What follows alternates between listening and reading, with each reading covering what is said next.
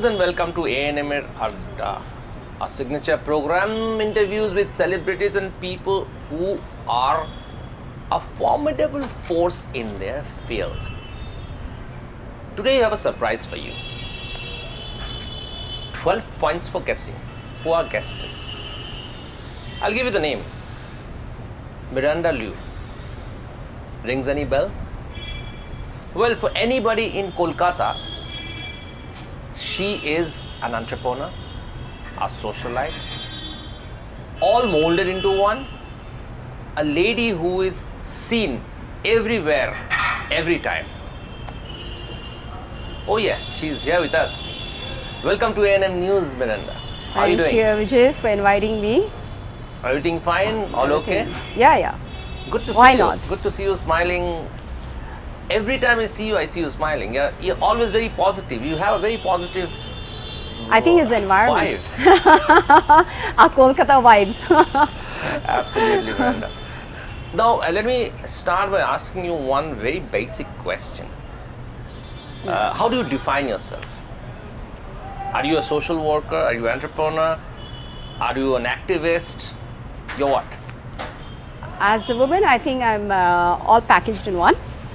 But your question about entrepreneur, I think entrepreneur, and a social worker, because if you're an entrepreneur, you must have a vision of not only like what you can do for society.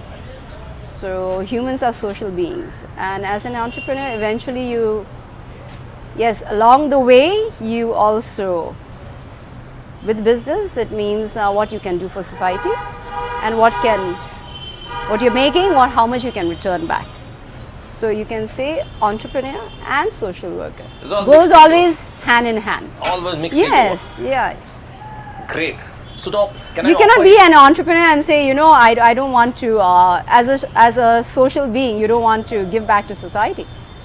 True. Very correct. Very correct. So as we get along, I'll offer you coffee. Why not? Which is because we have the Astor coffee is the specialty over here. Specialty. Yeah. As far as I'm concerned, I've read this thing with Astor coffee. So I don't know whether you like it or not, but definitely it's some different coffee brewed in a different way. Yeah. That's what they mentioned. And of course, this is in our A&M News special cup. Thank you. We'll see that.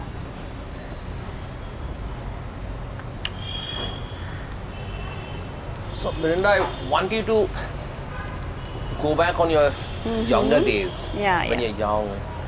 Your mom started this Beijing, very famous, authentic Chinese food restaurant.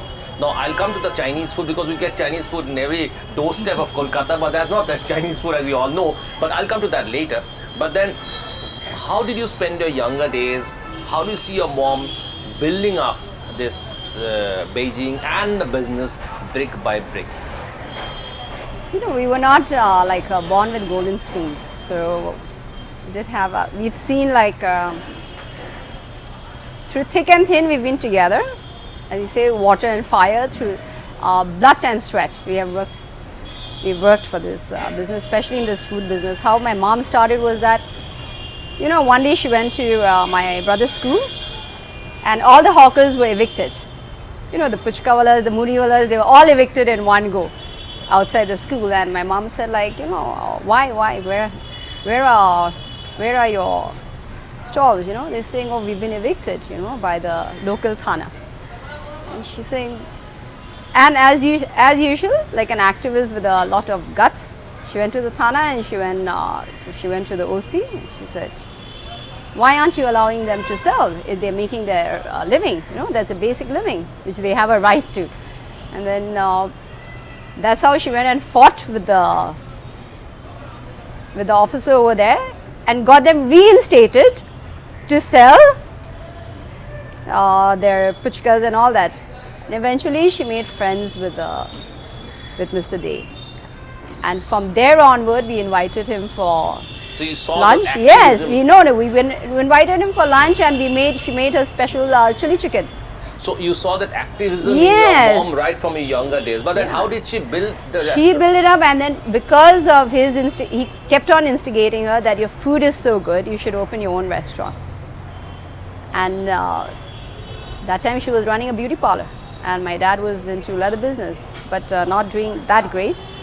And when we got a chance to open, we got a space to open a small restaurant called Kimling Restaurant, and that was the first AC restaurant. That idea was, basically it was a Bengali friend now that who really pushed her that, you have the talent, you can make good food, and people would love it. That's how we started that small restaurant, Kimling. And Kimling also, we had like fans, you can say her fans, who come even at night. 10 o'clock we close, 11 o'clock they come, we still cook for them. Great. So when you were growing up in the neighborhood, you grew up in Tangra. Yeah, in Tangra. So at that point of time, how big was your community? Our community, we had around, maybe when we started, maybe there were around 20,000 people and plus. That is only in Tangra itself, And in Kolkata? All over Kolkata, maybe at that time, maybe it was maybe 30,000. Yeah, 30. So you have seen now. Our community dwindling. You have seen your community dwindling. You have seen people going out. Have you seen people coming in and going out? So if you can just throw some light on that. How people going out, because the youngsters, those who are educated are going out, because after the 1962 Indo-China war, right? People were put in the refugee camp, and thereafter the choice, the Chinese government did send some ships to repatriate them back, but they did not. They were given choices, And so a lot of them started going abroad, like Canada or Sweden, Austria. But my grandfather stayed back. For them, they have come all the way from China to India, thinking that, like for Chinese to come in India, they were given a choice. When they landed up in Hong Kong, do you want to go to India, you want to go to Bangkok, or you want to go to Malaysia and all that? But no, they all decided that they want to move to India, especially Calcutta. Like they had the idea, after the Indian independence, that it's a country of democracy, country where people welcome them with good opportunities, and they were at home. They felt at home. That's why a lot of Chinese from the 40s, 50s, they all started moving to India, and that's how our population grew quite a lot. But after 1962, yes, the youngsters started moving out. And eventually, yes, there are opportunities, better opportunities maybe out there. But me and my family, we have stayed back. You stayed back? Yeah, we felt Calcutta was always home. We always had good friends. The restaurants, Kimling and Beijing, did they start post 1962 or before that? No, much around 1990s. We started in the 1990s. Onwards, we've been moving, Moving along. So so people migrating to Canada, migrating to other places, dwindling Chinese community. Yet you stuck on, and what is the difference between the Chinese food? Those Chinese who have gone abroad, even when they do have some relatives here, but when it's New Year time, they do come back. Like this is still home.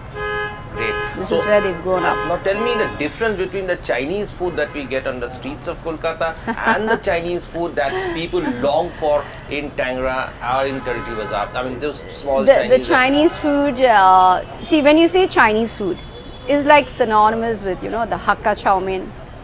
You go abroad, everyone knows, even if they open a restaurant, it is called the Hakka Chinese food. So what you get from Tangra is more or less like the Hakka style. And what you get in Tirti Bazaar is maybe a bit more of the Cantonese, because they're a bit more Cantonese concentrated over there. So we had a Hakka version which is in Tangra. That's a difference, but not much of a difference. But maybe we have tweaked our, our spices, to your spices suit, to suit more like for Bengali, our Indian. But your spices Indian that customers, you get, do you get those spices from China, those special spices that you use in? Yeah, we do get a few items. For instance, mushroom. We do get the shiitake mushroom we have to get from abroad, the black fungi.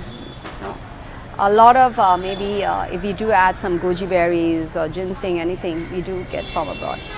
And we try to use mostly the local whatever is the seasonal vegetables, everything is from here. We always try to incorporate. Are you a good cook? Yeah, why not? I'm in restaurant business, so I've been brought up in that environment. Yeah, of course, my grandmother was into restaurant also.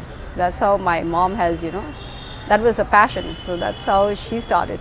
And that's this how restaurant business. Yeah, and that's how now our family, like our generation, is like into food. Great. So when you, behind every successful woman, they say behind every successful man there is a woman. There's a woman.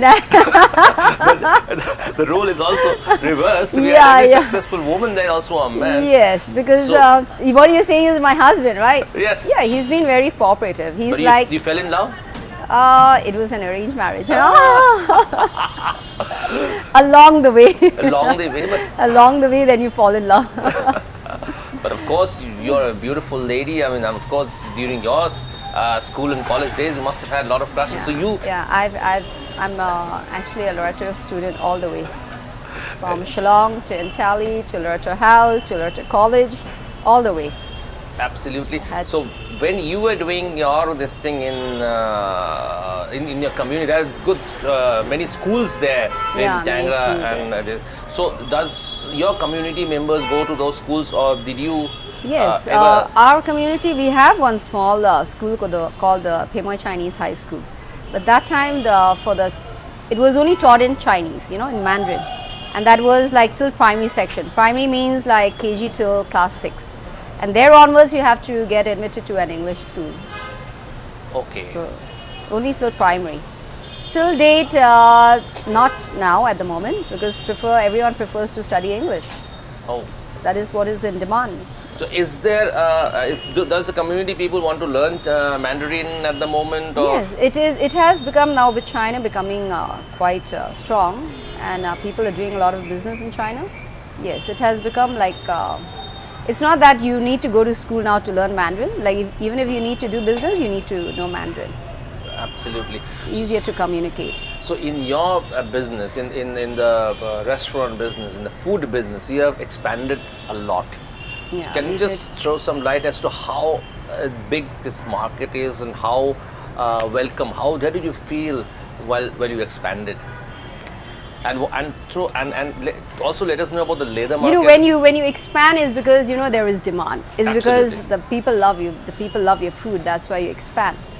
But ours has always been a family-owned business. So as I said, we started with a small restaurant called Kinwing, and then we moved on. We had an opportunity to acquire this Mandarin, and afterwards we did Beijing, Dongfang, and another new Mandarin, and we did open in Durgapur, but Durgapur was a bit of too far, so we could not get like fresh material, fresh food to be delivered over there.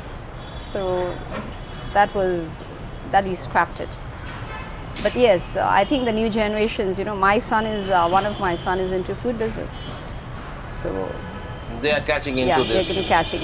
And what about the leather business? Because we heard about Chinese, apart from the food, they own the best shoes. Not only, not what you can see is the leather tannery. Okay. Yeah, Chinese, with Bobazar and all that, they were always making shoes, right? But in times have changed. And at that time when there was a demand, then the Chinese moved into Tangra and opened the leather factories. But with people going abroad, the next generation, they never wanted to do. Like now I am the third generation. My son is going to be fourth generation. Yes, one of my son is going to be involved in the leather business, leather and leather goods. So do you think the leather business, that has lost interest down the line to a certain extent? It's, leather business is, those who are making leather is always a passion. Okay. It's not that, they've lost interest. It's just that they have aged, and the next generation doesn't want to do this business. It's not that they have lost passion. So people who are still doing, and though it has reduced down, the factories have reduced down. But it's not that there's no passion. It's just that they have the passion, but they don't have the people to carry forward the business. Absolutely. So that's why they wind down. That's Yeah. getting smaller and smaller by the Yes. day. So now you said that 30,000 Chinese, Indian Has Chinese were it there. dwindled down to maybe 6,000 now? Only. 6,000, yeah. Okay. So what primarily was the reason apart from 1962 war? Are there any other primary reason as to why this? With education, I think the lifestyle over there maybe, and here they never people. The Chinese are always like a peace-loving kind of people. They don't want any trouble. They are once they're educated, they never thought of like let's do some. They can look for jobs like a government job or something like that, which can They have keep the them Adda over here. kebab. Yeah. This place is famous for its For kebab. all the over kebabs. Thanks for inviting me to Astor. Definitely wouldn't miss it also for the food. So that is the reason why you feel that the community It's has... the new generations, generations. the educated generations, yeah. And once they go abroad, they find their partners, the partners from there. So if the partners, they don't want to come back, then it's very difficult for them to come back. But they have their parents over here, they may have a few siblings over here and all that. But they always have someone over here. That's why every New Year, every Lunar New Year, they come back. They come back here They for come the back for the here to celebrate celebrations Chinese New Year. As I said, this time I think there were 150 people that have come back. Oh. So that's quite a lot. Yeah. So you have Chinese associations here which take care of especially the food business and for your leather food. I and think we have for the always been community. independent. So there is not. You cannot say there's a community for the restaurant, but definitely there is. For the Leather Tannery Association, it's there. We do have a tannery association over here. And for the community, there is an association. Yes, it's called the Tangler Chinese Welfare Association, in which my father is the president. I'm the secretary. It's to help out the Chinese. Any they do have any issues with the local to do with among themselves. If they have any issues, that is being resolved by the association. Okay, and the Buddhism that the Chinese often speak about, the Chinese school of Buddhism. So how, if you can throw some light on that? The Buddhism, we had to have two groups. One from China, which looks after one of the temple in Chowbaga, and one which has come in from another branch which has come in from Taiwan. So they are there in Tangler. It's not that it separates us that you follow this or follow that temple. Everywhere it's the same. Religion has never played a role. Has never played a role in like in our community. In fact, it brings us together. Absolutely. That's like any gathering or any function, any festivals, they are all there. Even I'm there. I'm not a Buddhist, I'm a Catholic, but my family is Buddhist. So it's like you still follow the same culture, the traditions. We do have prayers and all that, So pujas and all that is all there. It's the same. We follow that irrespective of even if you're a Catholic. But we see this, and Bruce Lee is a very famous Chinese actor. Yeah, and we follow that Shaolin Temple. So what is that Shaolin Temple? It's a form of martial art? It's only for, I think Shaolin Temple is like, it is a part of a sect of Buddhism, but they do teach them, it's to discipline them actually. It's a disciplinary kind of thing, to teach them Kung Fu. It's like, the Shaolin Kung Fu. It's just like how we have like the yoga. So the temple also have like a Kung Fu for more or less like a kind of an exercise to keep them fit. So do you have it in Kolkata? At the moment, no. We did have one master, at one time teaching Kung Fu, but he died long time back. And with that, I think he had Indian students also, a lot of Indian students. But with him passing away, there was no one to pass down the mantle to. So you've been to China several times for business purpose and whatever. So how do you feel the people-to-people relationship between the two countries? They are in fact surprised that we have some small Chinese community in India, especially in Kolkata. They've never heard of. So now the consulate is trying to the gap, between, we do know about where we come from, where like our ancestors are from, like from which province, but they do not know about us. So now he's trying to build a bridge between the community from China and the community in Meishan.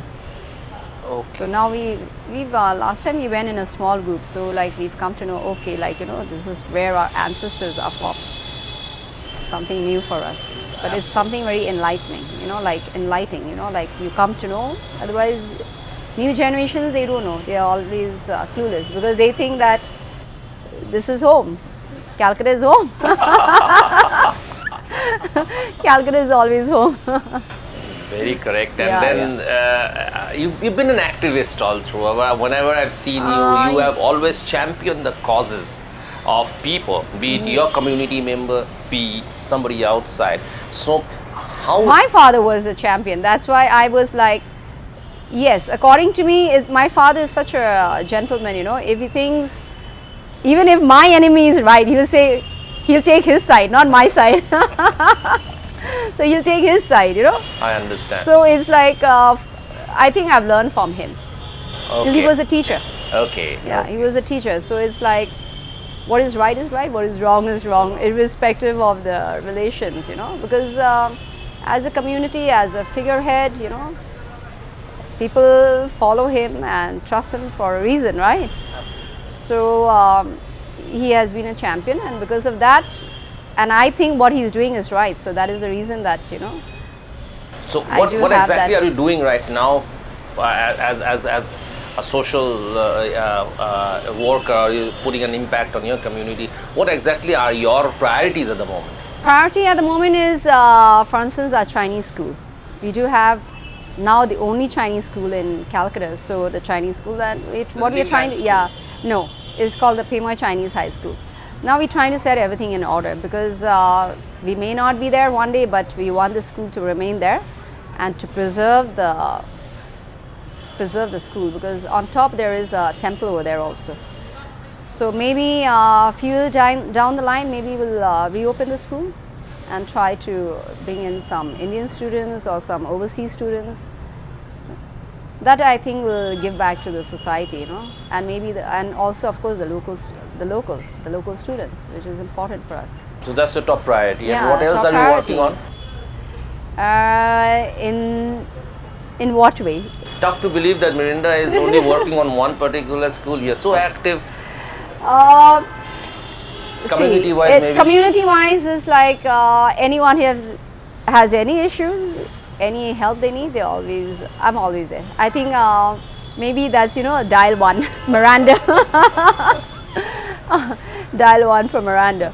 Anything. It's like anything to do with legal or anything to do with local police or the local goons.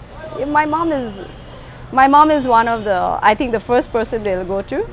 Yeah, and legal wise, maybe they'll come to me.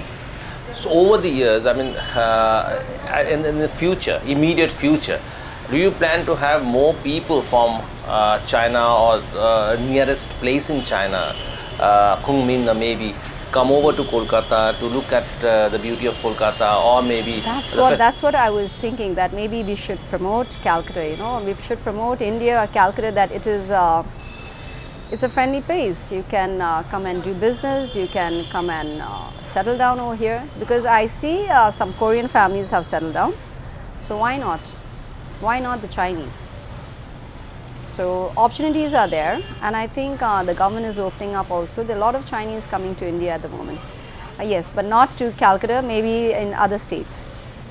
Maybe in Bombay, in Bangalore, where they are able to set up some kind of, I think, to do with the phone factories or the car factories that is being coming up. So I guess lots of Chinese will come down, and I guess if they do settle down, they do get married, then they definitely. But it'll be more like, it's everywhere. It will not be clustered in in Calcutta itself. That. So has the recent hostilities changed any mindset or made things difficult? No, I don't think so. It's just like it's a psychological problem because I think we're Indians. We're carrying an Indian passport. We are born and brought up over here. So I don't think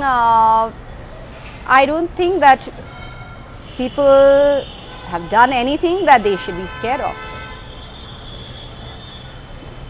There's no hostility. It's between the two countries. It doesn't have anything to do with the people. Yes.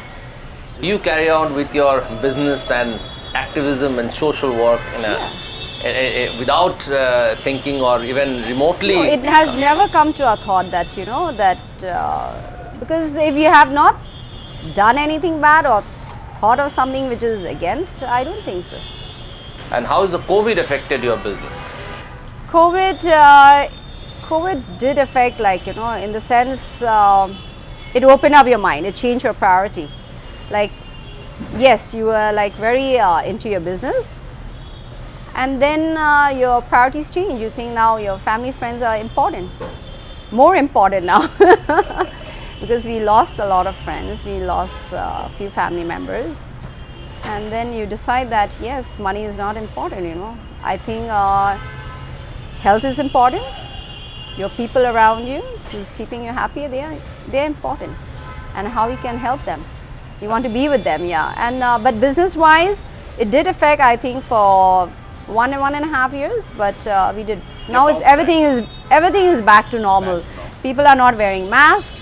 People are like, let's fight it out. And your business is also back. Back to what it was before COVID. Yes. So, Miranda, lastly, what's your immediate future plan? Just say maybe in the next 48 to 72 hours. In the next 40 to 72 hours, I am going to host some few friends. No, I have got a new venture actually at the moment. It has something to do with leather goods. So maybe for the next another 6 months, I'm going to keep myself occupied with that. And later on, maybe I have some more business ventures. So for that, maybe another 1 year will keep me occupied. But yes, for my community, for my people, I'm always there, And not only for my community and my people, for my friends. Oh, that's damn good news. My friends means, it doesn't have to be Chinese. It's everyone. For everyone. Friends means us also. Yes. So it's all inclusive. All inclusive.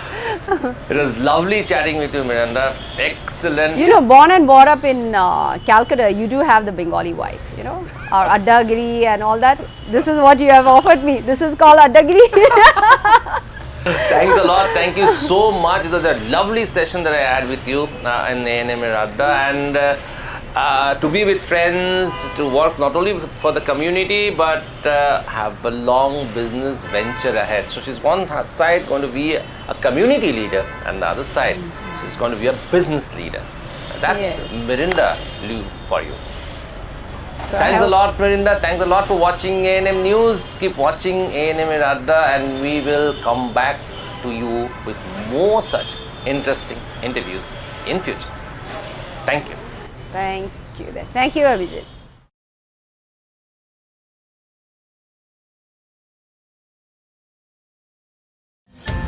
Please don't forget to subscribe our channel and also click the bell icon to get the latest updates.